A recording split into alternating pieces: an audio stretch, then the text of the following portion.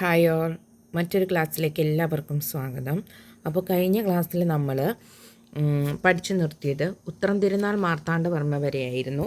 ഇനി നമുക്കൊരു 5 തിരുവിതാംകൂർ രാജാക്കന്മാരെ കുറിച്ച് കൂടി പഠിക്കാറുണ്ട്. അത് ഇന്നത്തെ ക്ലാസ്സിൽ പഠിച്ച് ഇന്ന് തിരുവിതാംകൂർ രാജവംശം നമുക്ക് കംപ്ലീറ്റ് ചെയ്യണം. അപ്പോൾ ഇന്ന് നമ്മൾ ആദ്യം സ്റ്റാർട്ട് ചെയ്യുന്നത് ആയില്യം തിരുനാൾ രാമവർമ്മയിലാണ്.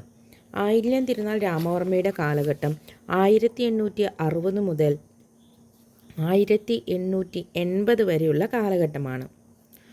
അപ്പം ആയില്യം തിരുനാളിനെ കുറിച്ച് പറഞ്ഞാൽ 1866 പുരോഗമനോന്മുഖ ഭരണത്തിൻ്റെ അംഗീകാരമായി ബ്രിട്ടീഷ് രാജ്ഞി മഹാരാജ പട്ടം നൽകിയത് തിരുവിതാംകൂർ രാജാവായിരുന്ന ആയില്യം തിരുനാൾ രാമവർമ്മയ്ക്കാണ്. എന്താണ്? വിക്ടോറിയ രാജ്ഞിയിൽ നിന്നും മഹാരാജ എന്ന പദവി നേടിയ തിരുവിതാംകൂർ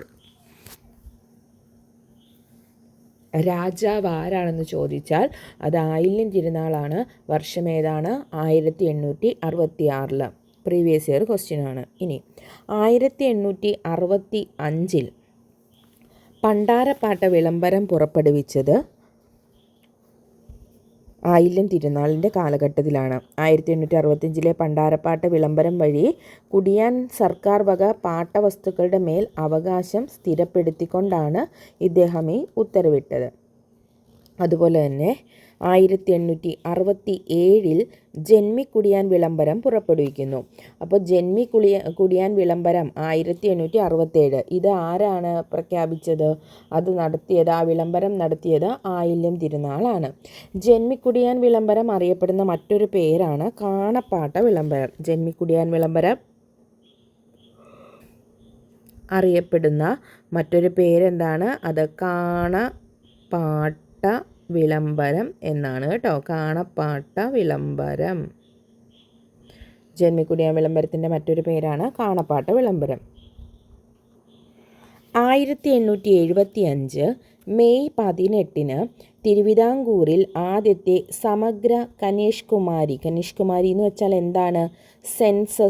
സെൻസസ് നടന്ന സമയത്ത് ഭരണാധികാരി ആയില്യം തിരുനാൾ ആയിരുന്നു.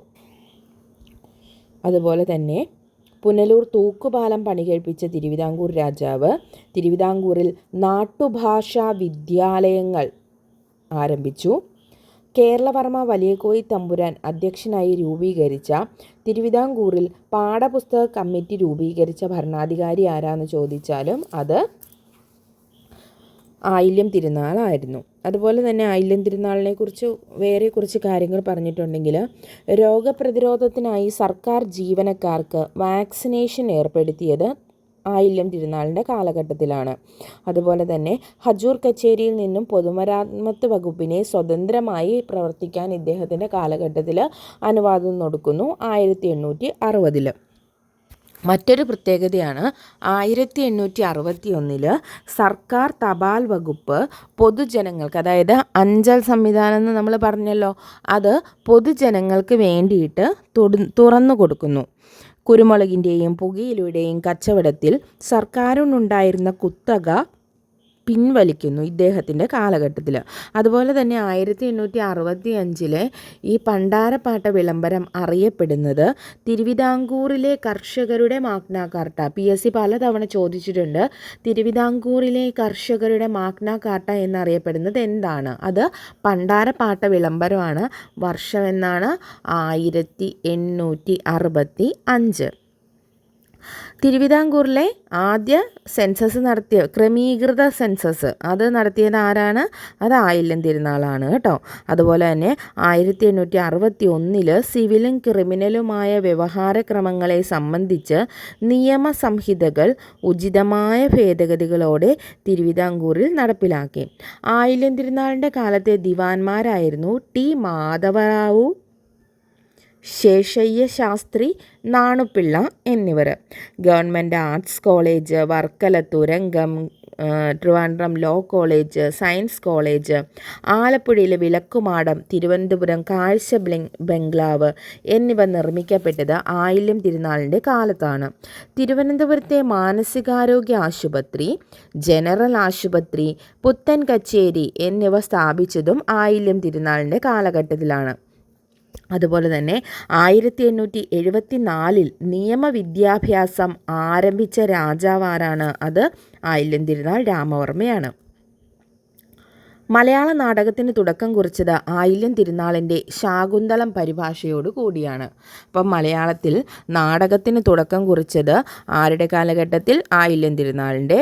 അതോ അദ്ദേഹത്തിൻ്റെ ശാകുന്തളം പരിഭാഷപ്പെടുത്തിയിട്ടാണ് എങ്ങനെ നാടകത്തിന് തുടക്കം കുറിക്കുന്നത്? തിരുവിതാംകൂറിന് മാതൃകാ രാജ്യം എന്ന പദവി ലഭിച്ച സമയത്തെ രാജാവാരാണ്? അതും ആയില്യം തിരുനാളാണ്. അപ്പോൾ രണ്ടെണ്ണം ഇമ്പോർട്ടൻ്റ് ഉണ്ട്. തിരുവിതാംകൂറിന് മാതൃകാ രാജ്യം എന്ന പദവി ലഭിച്ചപ്പോൾ തിരുവിതാംകൂർ രാജാവ് ആരായിരുന്നു?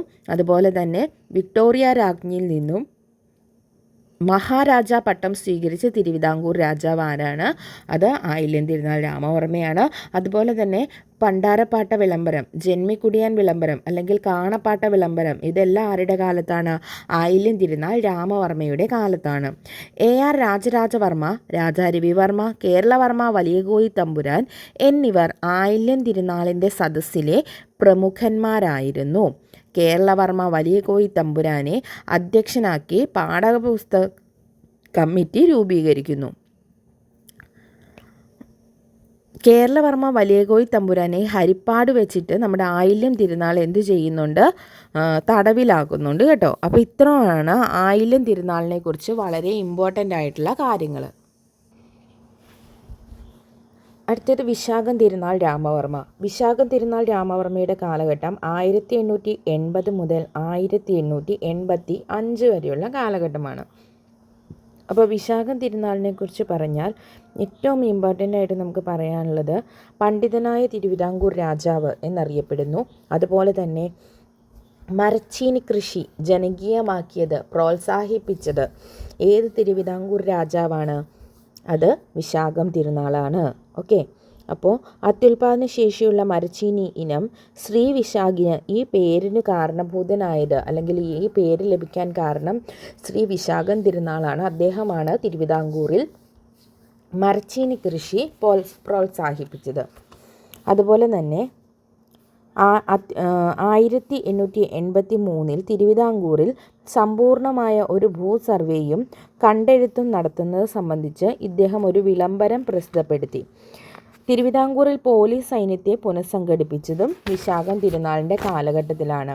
അതുപോലെ മുല്ലപ്പെരിയാർ പാട്ടക്കരാർ എഴുതി തയ്യാറാക്കുന്ന സമയത്തെ തിരുവിതാംകൂർ രാജാവ് മുല്ലപ്പെരിയാർ പാട്ടക്കരാറിനെ എൻ്റെ ഹൃദയരക്തം കൊണ്ടാണ് എഴുതുന്നത് എന്ന് വിശേഷിപ്പിച്ചത് ആരാണ്? വിശാഖം തിരുനാളാണ്. മുല്ലപ്പെരിയാറിൻ്റെ പാട്ടക്കരാർ എഴുതി തയ്യാറാക്കുന്ന സമയത്ത് തിരുവിതാംകൂർ രാജാവ് വിശാഖം തിരുനാളാണ് കേട്ടോ. അടുത്തത് വിശാഖം തിരുനാളിൻ്റെ സ്മരണാർത്ഥം നാമകരണം ചെയ്ത മരച്ചീനി ഇനമാണ് ഏത്? ശ്രീ വിശാഖ്. നമ്മൾ പറഞ്ഞു അല്ലേ. തിരുവിതാംകൂറിലെ ആദ്യത്തെ പരുത്തി മില്ല് കൊല്ലത്ത് ആരംഭിച്ചതും അതുപോലെ തന്നെ വൈസ്രോയിയുടെ എക്സിക്യൂട്ടീവ് കൗൺസിലിൽ അംഗമാകാൻ ക്ഷണം ലഭിച്ച ഇന്ത്യയിലെ ആദ്യ രാജാവ്, ഇമ്പോർട്ടൻ്റ് ആണ്, വൈസ്രോയിയുടെ എക്സിക്യൂട്ടീവ് കൗൺസിലിൽ അംഗമാകാൻ ക്ഷണം ലഭിച്ച ഇന്ത്യയിലെ ആദ്യ രാജാവാണ് ആര്? ശ്രീ വിശാഖം തിരുനാൾ രാജാവ്. ഓക്കെ, അപ്പോൾ വിശാഖം തിരുനാളിനെ പറ്റി ഇമ്പോർട്ടൻ്റ് ആയിട്ട് നമുക്ക് കുറച്ച് പോയിൻറ്റ്സേ പഠിക്കാനുള്ളൂ. അടുത്ത നമുക്ക് ശ്രീമൂലം തിരുനാളിനെ കുറിച്ചാണ് പഠിക്കാനുള്ളത്. ആരാണ്? ശ്രീമൂലം തിരുനാൾ രാമവർമ്മ. ശ്രീമൂലം തിരുനാൾ രാമവർമ്മയുടെ കാലഘട്ടം 1885 മുതൽ 1924 വരെയുള്ള സമയമാണ്. നമുക്കൊന്ന് നോക്കാം. തിരുവിതാംകൂറിൽ പ്രാഥമിക വിദ്യാഭ്യാസം സൗജന്യമാക്കിയ ഭരണാധികാരി. തിരുവിതാംകൂറിൽ പ്രാഥമിക വിദ്യാഭ്യാസം സൗജന്യമാക്കിയത് ആരുടെ കാലത്താണ്? അത് ശ്രീമൂലം തിരുനാളിൻ്റെ കാലത്താണ്. 1888 ട്രാവൻകൂർ ലെജിസ്ലേറ്റീവ് കൗൺസിൽ രൂപീകരിക്കുന്നു.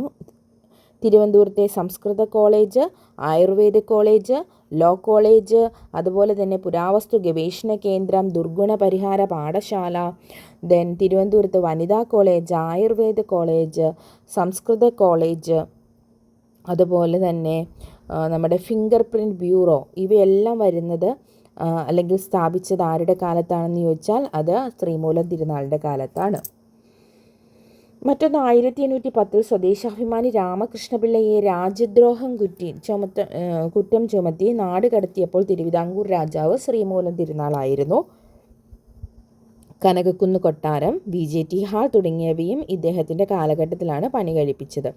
ഇനി 1891 മലയാളി മെമ്മോറിയൽ, 1896 ഈഴവ മെമ്മോറിയൽ, ഇവയെല്ലാം സമർപ്പിക്കപ്പെട്ടപ്പോൾ, അതുപോലെ തന്നെ നമ്മുടെ രണ്ടാം ഈഴവ മെമ്മോറിയൽ, ഇതിൻ്റെ എല്ലാം കാലഘട്ടം ഏത് കാലഘട്ടമാണ്? ശ്രീമൂലം തിരുനാളിൻ്റെ കാലഘട്ടത്തിലാണ്. റവന്യൂ വകുപ്പിൽ നിന്നും ദേവസ്വം വേർപെടുത്തിയത് ഇദ്ദേഹത്തിൻ്റെ കാലഘട്ടത്തിലാണ്. അതുപോലെ തന്നെ മുല്ലപ്പെരിയാർ പാട്ടക്കരാറിൽ ഒപ്പുവെച്ച തിരുവിതാംകൂർ രാജാവാണ് ശ്രീമൂലം തിരുനാൾ. 1886 കേട്ടോ. ഇനി തിരുവിതാംകൂറിൽ ലെജിസ്ലേറ്റീവ് കൗൺസിൽ ആരംഭിച്ചു എന്ന് പറഞ്ഞു. അതുപോലെ തന്നെ Thiruvithamkoor legislative council Sreemoolam popular assembly ആകുന്നത് 1904 പൗരസമത്വവാദ പ്രക്ഷോഭം 1919 പൗരസമത്വവാദ പ്രക്ഷോഭം നടക്കുമ്പോൾ തിരുവിതാംകൂർ രാജാവ് ശ്രീമൂലം തിരുനാളാണ്. അവർണ ഹിന്ദുക്കൾക്കും ക്രിസ്ത്യാനികൾക്കും മുസ്ലിങ്ങൾക്കും എന്നിവർക്ക് ലാൻഡ് റവന്യൂ വകുപ്പിൽ നിയമനങ്ങൾ നിഷേധിച്ചതിനെതിരെ എല്ലാവർക്കും തുല്യ അവകാശങ്ങൾക്കായി നടന്ന പ്രക്ഷോഭമായിരുന്നു പൗരസമത്വവാദ പ്രക്ഷോഭം. അതുപോലെ 1924 വൈക്കം സത്യാഗ്രഹം ആരംഭിക്കുമ്പോൾ ആരായിരുന്നു തിരുവിതാംകൂർ രാജാവെന്ന് ചോദിച്ചാൽ ശ്രീമൂലം തിരുനാളായിരുന്നു. കൃഷിക്കും ജലസേചനത്തിനുമൊക്കെ വേണ്ടി പ്രത്യേകം ഒരു വകുപ്പ് തന്നെ ഇദ്ദേഹത്തിൻ്റെ കാലഘട്ടത്തിൽ ആരംഭിക്കുന്നുണ്ട്. പിന്നെ നമ്മൾ പറഞ്ഞു സ്ഥാപനങ്ങൾ എല്ലാവർക്കും വേണ്ടിയിട്ട് തിരുവിതാംകൂർ പ്രാഥമിക വിദ്യാഭ്യാസം സൗജന്യമാക്കിയത് ഇദ്ദേഹത്തിൻ്റെ കാലഘട്ടത്തിലാണെന്ന് നമ്മൾ പറഞ്ഞു.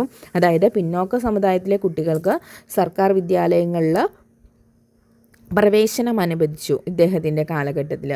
സ്വദേശാഭിമാനി രാമകൃഷ്ണപിള്ളയെ നാടുകടത്തി എന്ന 1910 കഴ്സൺ പ്രഭു തിരുവിതാംകൂർ സന്ദർശിച്ചു. ശ്രീമൂലം തിരുനാളിൻ്റെ കാലത്താണ്. ആദ്യമായി തിരുവിതാംകൂർ സന്ദർശിച്ച വൈസ്രോയി അതാരാണ്? അത് കഴ്സൺ പ്രഭുവാണ്. അപ്പോൾ ആരുടെ കാലഘട്ടത്തിലാണ്? ഏത് തിരുവിതാംകൂർ രാജാവിൻ്റെ കാലഘട്ടത്തിലാണ് കഴ്സൺ പ്രഭു തിരുവിതാംകൂർ സന്ദർശിച്ചത്? ശ്രീമൂലം തിരുനാളിൻ്റെ കാലഘട്ടത്തിലാണ്. 3 മെമ്മോറിയലും ആരുടെ കാലഘട്ടത്തിലാണ്? ശ്രീമൂലം തിരുനാളിൻ്റെ കാലഘട്ടത്തിലാണ്. അതുപോലെ തന്നെ തിരുവിതാംകൂർ നിയമനിർമ്മാണ സഭ ആരംഭിക്കാൻ മുൻകൈയെടുത്ത ദിവാനുണ്ട് ഇദ്ദേഹത്തിൻ്റെ കാലഘട്ടത്തിൽ. അത് ടി രാമറാവു ആണ് കേട്ടോ. ടി രാമറാവു ആണ്. ഇനി പറഞ്ഞാൽ മുല്ലപ്പെരിയാർ ലിസ്റ്റ് എഗ്രിമെൻറ്റിൽ ഒപ്പുവെച്ചത് രാമയ്യങ്കാർ. മുല്ലപ്പെരിയാർ ഡാമിന് അന്തിമാനുമതി നൽകിയ തിരുവിതാംകൂർ രാജാവ് ചോദിച്ചാൽ അത് വിശാഖം തിരുനാളാണ്. ഇനി അതിൽ ഒപ്പുവെച്ചത് ആരാണെന്ന് ചോദിച്ചാൽ ഈ ഡാം ഉദ്ഘാടനം ചെയ്തത് 1895 മുല്ലപ്പെരിയാർ ഡാം. ആ സമയത്ത് ശ്രീമൂലം തിരുനാളാണ്. ഓക്കെ. അടുത്തത് നമുക്ക് പൂരാടം തിരുനാൾ റാണി സേതുലക്ഷ്മി ഭായി 1924 മുതൽ 1931 വരെയുള്ള കാലഘട്ടമാണ് റാണി സേതുലക്ഷ്മി ഭായിയുടെ കാലഘട്ടം. ശ്രീ ചിത്തിര തിരുനാളിന് പ്രായപൂർത്തിയാവാത്തതിനെ തുടർന്നാണ് റീജൻ്റായിട്ട് സേതുലക്ഷ്മി ഭായി ഭരണമേൽക്കുന്നത്. 20ാം നൂറ്റാണ്ടിൽ തിരുവിതാംകൂർ ഭരിച്ച ഏക വനിതാ ഭരണാധികാരിയാണ് ആര്? റാണി സേതുലക്ഷ്മി ഭായി. റാണി സേതുലക്ഷ്മി ഭായി നിർത്തലാക്കിയ വളരെ ഇമ്പോർട്ടൻ്റ് ആയിട്ടുള്ളൊരു കാര്യമാണ് ദേവദാസി സമ്പ്രദായം. 1925 ദേവദാസി സമ്പ്രദായം നിർത്തലാക്കി. അതുപോലെ തന്നെ തിരുവിതാംകൂറിൽ ഗ്രാമപഞ്ചായത്തുകൾ രൂപീകരിച്ചത് ഈ റാണി സേതുലക്ഷ്മി ഭായിയുടെ കാലഘട്ടത്തിലാണ്. വൈക്കം സത്യാഗ്രഹ നിവേദനം സമർപ്പിച്ചതും റാണി സേതുലക്ഷ്മി ഭായിക്കാണ്. തിരുവിതാംകൂർ വർത്തമാന പത്ര നിയമം കൊണ്ടുവന്നത് റാണി സേതുലക്ഷ്മി ഭായിയാണ്. അതുപോലെ തന്നെ മരുമക്കത്തായത്തെ മാറ്റി നിർത്തി മക്കത്തായ സമ്പ്രദായം ഏർപ്പെടുത്തി. നായർ റെഗുലേഷൻ അവതരിപ്പിച്ചു 1925. അതുപോലെ തന്നെ ദേവസ്വത്തിന് കീഴിലുള്ള ക്ഷേത്രങ്ങളിൽ മൃഗബലി നിരോധിച്ചു. നമ്മളോട് ചോദിക്കാൻ ദേവദാസി സമ്പ്രദായം, മൃഗബലി ചോദിക്കും. വൈക്കം സത്യാഗ്രഹം നടന്ന സമയത്ത് അല്ലെങ്കിൽ നിവേദനം നൽകിയത് ആർക്കാണ്? സേതുലക്ഷ്മി ഭായിക്കാണ്. ശുചീന്ദ്രം സത്യാഗ്രഹം, തൃപ്പാപ്പൂർ സത്യാഗ്രഹം എന്നിവ നടക്കുമ്പോൾ തിരുവിതാംകൂർ ഭരണാധികാരിയും റാണി സേതുലക്ഷ്മി ഭായി ആയിരുന്നു. റാണി സേതുലക്ഷ്മി ഭായിയുടെ കാലത്ത് തിരുവിതാംകൂർ ദിവാനായി നിയമിതനായ ബ്രിട്ടീഷുകാരൻ ആരെന്ന് ചോദിച്ചാൽ M.E. വാട്സ്. ഓക്കെ, അപ്പം നമുക്കറിയാം 1925 ഗാന്ധിജി കേരളം സന്ദർശനം നടത്തിയിട്ടുണ്ട്. അപ്പം ഇങ്ങനെ ഒരു ക്വസ്റ്റ്യൻ ചോദിക്കാം. ഗാന്ധിജി കേരള സന്ദർശനം നടത്തിയ സമയത്തെ തിരുവിതാംകൂർ രാജാവ് അല്ലെങ്കിൽ ഗാന്ധിജി സന്ദർശിച്ച തിരുവിതാംകൂർ രാജാവാണ് റാണി സേതുലക്ഷ്മി ഭായി. ഓക്കെ, ഇനി നമുക്ക് അടുത്തത് പഠിക്കാനുള്ളത് ശ്രീ ചിത്തിര. അതുപോലെ തിരുവനന്തപുരം പട്ടണം വൈദ്യുതീകരിച്ചത് റാണി സേതുലക്ഷ്മി ഭായി ആണ് കേട്ടോ. അപ്പം ഇമ്പോർട്ടൻ്റ് ആയിട്ടുള്ള കുറച്ച് പോയിൻറ്റ്സ് ഇവിടെയും പഠിക്കാനുണ്ട്. അടുത്തതാണ് ശ്രീ ചിത്തിര തിരുനാൾ ബാലരാമവർമ്മ. ശ്രീ ചിത്തിര തിരുനാൾ ബാലരാമവർമ്മയുടെ കാലഘട്ടം 1931 മുതൽ 1949 വരെയുള്ള കാലഘട്ടമാണ്. തിരുവിതാംകൂറിലെ അവസാനത്തെ ഭരണാധികാരിയാണ് ആര്? ശ്രീ ചിത്തിര തിരുനാൾ. കടൽ കടന്ന് യാത്ര ചെയ്ത ആദ്യ തിരുവിതാംകൂർ രാജാവ്. PSC ചോദിച്ചിട്ടുണ്ട്. തിരുവിതാംകൂറിലെ വ്യവസായവൽക്കരണത്തിൻ്റെ പിതാവ് എന്നാണ് ശ്രീ ചിത്തിര തിരുനാൾ അറിയപ്പെടുന്നത്. തിരുവിതാംകൂറിലെ വ്യവസായവൽക്കരണത്തിൻ്റെ പിതാവ് എന്നറിയപ്പെടുന്നത് ആരാണ്? അത് ശ്രീ ചിത്തിര തിരുനാളാണ്. അതുപോലെ തന്നെ ഇന്ത്യൻ യൂണിയനുമായി ലയനക്കരാറിൽ ഒപ്പുവെച്ച തിരുവിതാംകൂർ രാജാവ് ശ്രീ ചിത്തിര തിരുനാളാണ്. വളരെ ഇമ്പോർട്ടൻ്റ് ആണ്. 1936 നവംബർ 12 ക്ഷേത്രപ്രവേശന വിളംബരം പുറപ്പെടുവിച്ചു. ക്ഷേത്രപ്രവേശന വിളംബരം പുറപ്പെടുവിച്ചത് ആരാണ്? അത് ശ്രീ ചിത്തിര തിരുനാൾ 1936 നവംബർ 12 തിരുവിതാംകൂറിൽ ഭൂപണയ ബാങ്ക്, തിരുവിതാംകൂർ സർവകലാശാല, പള്ളിവാസൽ ജലവൈദ്യുത പദ്ധതി എന്നിവ ആരുടെ കാലഘട്ടത്തിലായിരുന്നു? ശ്രീ ചിത്തിര തിരുനാൾ രാമവർമ്മയുടെ കാലഘട്ടത്തിലായിരുന്നു. നിവർത്തന പ്രക്ഷോഭം, ഉത്തരവാദ ഭരണ പ്രക്ഷോഭം, പുന്നപ്ര വയലാർ സമരം എന്നിവ നടന്ന കാലഘട്ടത്തിൽ തിരുവിതാംകൂർ രാജാവ് ശ്രീ ചിത്തിര തിരുനാൾ ആയിരുന്നു. അതുപോലെ തന്നെ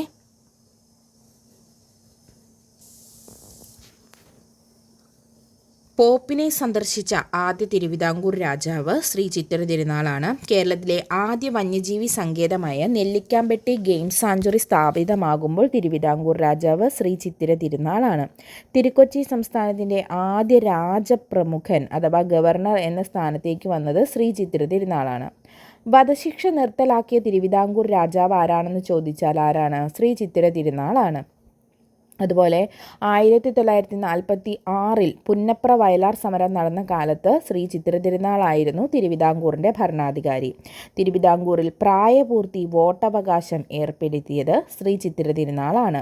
മുഹമ്മദ് ഹബീബുള്ള ശ്രീ ചിത്തിര തിരുനാളിൻ്റെ ദിവാനായിരുന്നു. മുസ്ലിം ദിവാനായിട്ട് വന്നത് അദ്ദേഹമായിരുന്നു ആദ്യമായിട്ട് തിരുവിതാംകൂറിൽ. ശ്രീ ചിത്തിര തിരുനാളിൻ്റെ പ്രശസ്തനായ ദിവാനാണ് CP രാമസ്വാമി അയ്യർ. അതുപോലെ തിരുവനന്തപുരത്ത് വളരെയധികം കാര്യങ്ങൾ അദ്ദേഹത്തിൻ്റെ കാലഘട്ടത്തിലാണ് വന്നത്. വ്യവസായവൽക്കരണത്തിൻ്റെ പിതാവെന്ന് തന്നെയാണ് ഇദ്ദേഹത്തെ വിശേഷിപ്പിക്കുന്നത്.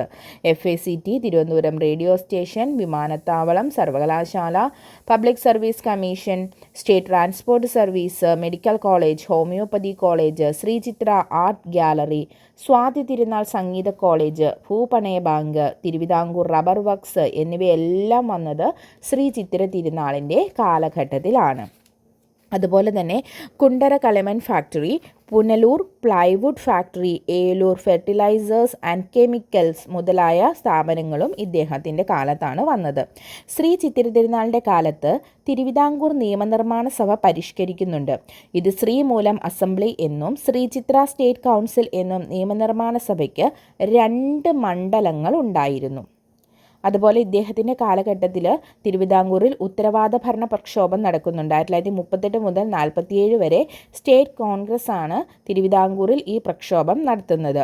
പുതിയ ഉത്തരവാദ ഭരണം രൂപീകരിക്കുവാൻ വിളംബരം നടത്തിയത് ശ്രീ ചിത്തിര തിരുനാളാണ്. അതുപോലെ തന്നെ തിരുവിതാംകൂറിൽ രൂപം കണ്ട പുതിയ നിയമനിർമ്മാണ സഭയുടെ ആദ്യ സമ്മേളനം നടക്കുന്നത് 1948 ഓക്കെ. അപ്പം ഇദ്ദേഹത്തിൻ്റെ പ്രശസ്തനായ ദിവാനായിരുന്നു സർ CP രാമസ്വാമി അയ്യർ.